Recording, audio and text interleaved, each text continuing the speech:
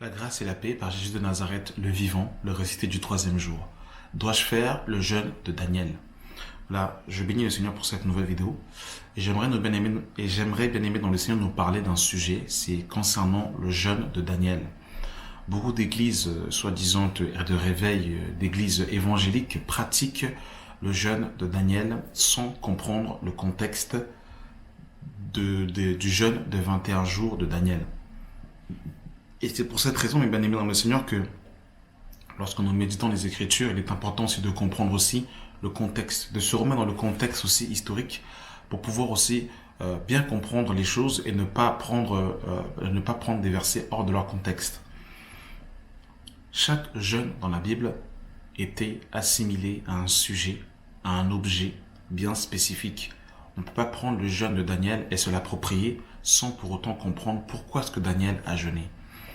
Et quand on revient dans le contexte historique, mes bien-aimés dans le Seigneur, déjà, la question qu'on peut se poser, qui est Daniel? Et pourquoi Daniel va-t-il jeûner? Parce qu'aujourd'hui, on va dire, faites le jeûne de Daniel de 21 jours. Et beaucoup de chrétiens, par ignorance, vont faire le jeûne de Daniel et vont être contents d'avoir fait le jeûne de Daniel, mais eux-mêmes ne savent même pas pourquoi Daniel a jeûné et ne savent pas pourquoi il a jeûné aussi 21 jours. Voilà le mal qui ronge dans le milieu chrétien quand on ne prend pas le temps de méditer les Écritures et de comprendre aussi le contexte. Comprendre le contexte aussi, c'est très important parce qu'aujourd'hui on peut prendre les Écritures, mais des fois on les prend malheureusement hors de leur contexte et on fait dire à la Bible ce que la Bible n'a pas dit. Alors Daniel était un jeune juif qui va se retrouver en déportation à Babylone. Daniel est un juif et Daniel va justement être déporté à Babylone.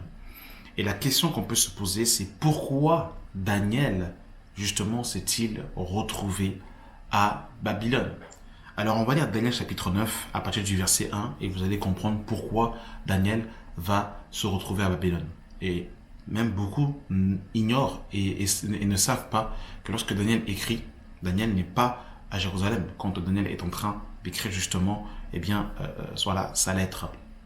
Daniel chapitre 9 à partir du verset 1, on nous dit: la première année de Darius, fils d'Assyrus, de la race des Mèdes, lequel était devenu roi du royaume des Chaldéens, la première année de son règne, moi, Daniel, je vis par les livres qu'il devait s'écouler 70 ans pour la ruine de Jérusalem, d'après le nombre d'années dont l'Éternel avait parlé à Jérémie le prophète. Je tournai ma face vers le Seigneur afin de recourir à la prière et aux supplications en jeûnant et en priant, le sac et la cendre. Je priai l'Éternel mon Dieu et je lui fis cette confession. Donc là, mes bien-aimés dans le Seigneur, Daniel se retrouve à Babylone. Il va tomber sur les écrits de Jérémie et il va comprendre en fait que la ruine de Jérusalem devait durer pendant 70 ans. Et lui, il se retrouve dans cette période, dans cette configuration-là, et il comprend que il est dans ces 70 ans quand il est justement à Babylone, mais il n'est toujours pas délivré de la captivité. Parce qu'il faut savoir que Nebuchadnezzar était venu justement pour incendier la ville de Jérusalem. Alors on va lire qu'est-ce que Jérémie le prophète avait dit. Alors nous allons lire dans un premier temps Jérémie chapitre 25. Dans Jérémie chapitre 25, mes bien-aimés, il y a un premier indice. Donc dans Jérémie chapitre 25, à partir du verset Jérémie 25 à partir du verset 11. Tout ce pays deviendra une ruine, un désert, dont ces nations seront asservies au roi de Babylone pendant 70 ans. Mais lorsque ces 70 ans seront accomplis, je châtierai le roi de Babylone et cette nation, dit l'Éternel, à cause de leur iniquité. Je punirai le pays des Chaldéens et j'en ferai des ruines éternelles. Je ferai venir sur ce pays toutes les choses que j'annonce sur lui, tout ce qui est écrit dans ce livre que Jérémie a prophétisé sur toutes les nations, des nations puissantes, des grands rois, les asserviront, eux aussi, et je rendrai selon leurs œuvres et à leurs mains. Donc voilà, c'était la prophétie que Jérémie avait donnée. Il y a une autre prophétie dans le livre de Jérémie chapitre 29, Dans Jérémie 29, à partir du verset 10, il est écrit: mais voici ce que dit l'Éternel, dès que 70 ans seront écoulés pour Babylone, je me souviendrai de vous et j'accomplirai à votre égard ma bonne parole et vous ramènerai dans ce lieu. Car je connais les projets que j'ai formés pour vous, dit l'Éternel, projets de paix et non projets de malheur, afin que vous donniez un avenir et de l'espérance. Donc on voit, mes bien-aimés, que Daniel va prier sur la base de ces deux prophéties que le prophète Jérémie avait données.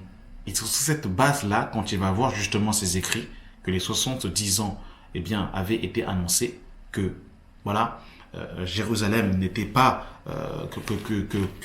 que Daniel, et ses confrères n'étaient pas revenus de Babylone, eh bien, c'est à ce moment-là qu'il va se dire, pourquoi est-ce que nous ne sommes toujours pas revenus sur notre terre? Et c'est à ce moment-là que Daniel va se mettre à prier et qui va se mettre justement, eh bien, à jeûner. Et pour quelles raisons ont-ils été déportés? Eh bien, ils ont été déportés pour la simple et bonne raison que le peuple d'Israël n'obéissait plus à la loi du Seigneur. Ils adoraient des divinités étrangères et il y avait des rois qui s'étaient levés, qui provoquaient la colère du Seigneur et qui ramenaient l'infamie en Israël en laissant le peuple du Seigneur se livrer au culte en invoquant les morts et toutes ces choses. Et le Seigneur dans sa colère avait suscité le roi Nebuchadnezzar pour incendier et détruire le premier temple de Salomon. Et c'est sur cette base-là que, justement, les Juifs vont être déportés à Babylone. Et lorsqu'ils vont être déportés à Babylone, parmi eux, il y avait effectivement Daniel. Et là, effectivement, Daniel, sur la base du livre de Jérémie, des deux prophéties à l'occurrence que nous avons lues, va se mettre à prier et à jeûner. Mais il faut savoir une chose, c'est que quand Daniel va jeûner, il n'a pas décidé de jeûner 21 jours. Mais il a obtenu la réponse au bout de 21 jours. Ça, c'est très important de pouvoir spécifier ces choses.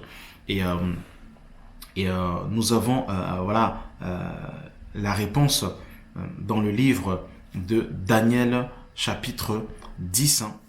On peut commencer à partir de Daniel chapitre 10.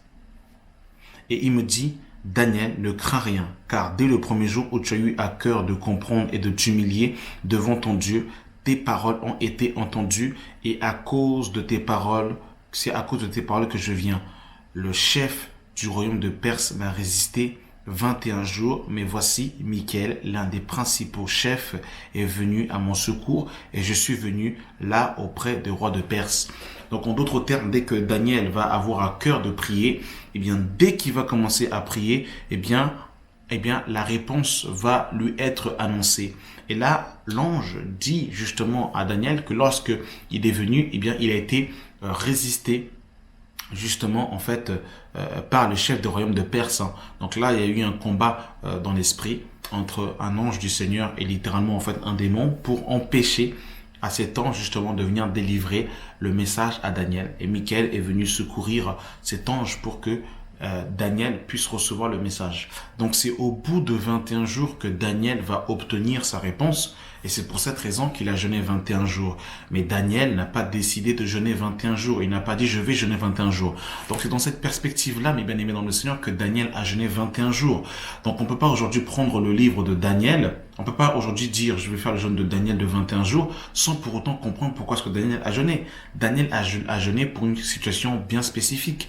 Quelle est ta situation? Quelle est la situation que tu vis? La situation que tu vis est totalement différente de celle de Daniel. Tu n'es pas en déportation, tu n'es pas à Babylone, tu n'es pas tombé sur les écrits de Jérémie en lisant les 70 ans de la ruine de Jérusalem. Donc tu ne peux pas t'octroyer les 70 semaines, les 70 ans de la ruine de Jérusalem et te le prendre comme les 21 jours de Daniel. Donc vous avez vu, bien aimé dans le Seigneur, que lorsqu'on sort du contexte, on fait dire à la Bible ce que la Bible n'a pas dit. Voilà, donc vraiment que Dieu nous garde, que Dieu nous aide à méditer la parole, et que le Seigneur nous aide. Et j'espère que cette vidéo va pouvoir aider plusieurs. Que la grâce et la paix soient avec vous au nom de Jésus. Amen.